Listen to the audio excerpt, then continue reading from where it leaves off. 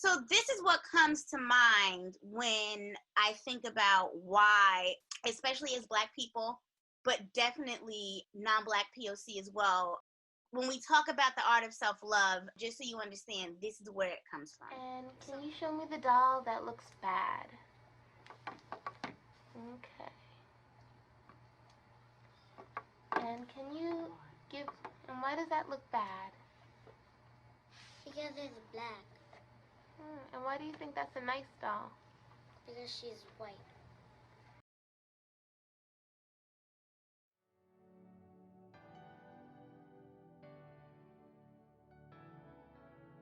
When watching this video, I was thinking of how children aren't necessarily born with this knowledge of like, oh, this color is this color is that. These things are taught.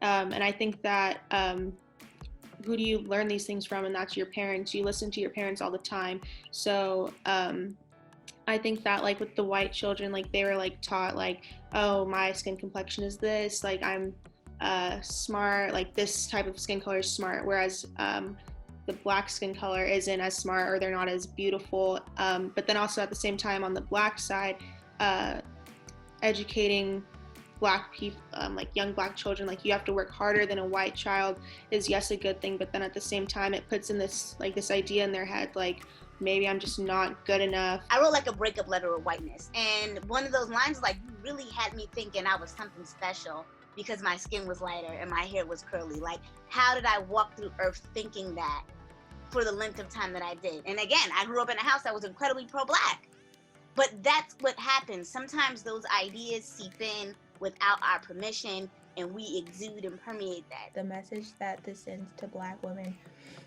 is that when you need help, you can't depend on society. You just have to suck it up and put a smile on your face when you really are in pain. It also tells us that we need to find someone else to help us. Like I mentioned earlier, like find a social network or like a emotional network that can help you if you don't want to go to a therapist or if you don't believe in therapy.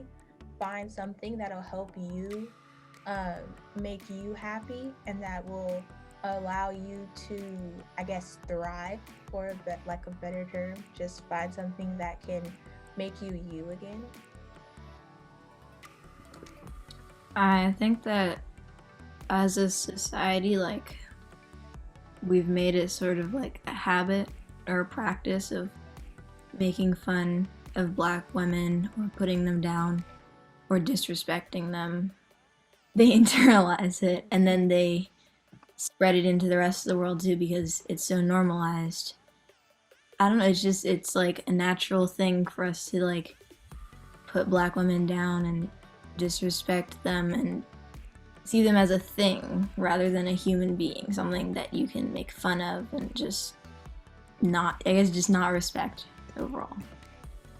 What stood out to me in this picture was the like occupations that they had, like marketing and engineering. Like engineering is often like seen as like really like smart and like brainiac type of job, and like that was interesting to me. And then the message that this sends is that like to like Black men and boys is that it's like wrong to be educated, and like even if you are, like you're seen as like a criminal, like it's like not normal. How can these messages in the dominant narrative affect the way we see ourselves? Okay. I want to know, can you think about a time when someone attempted to attach a stereotype perspective about you? In the stretch, can you think about a time when you may have internalized this dominant narrative yourself?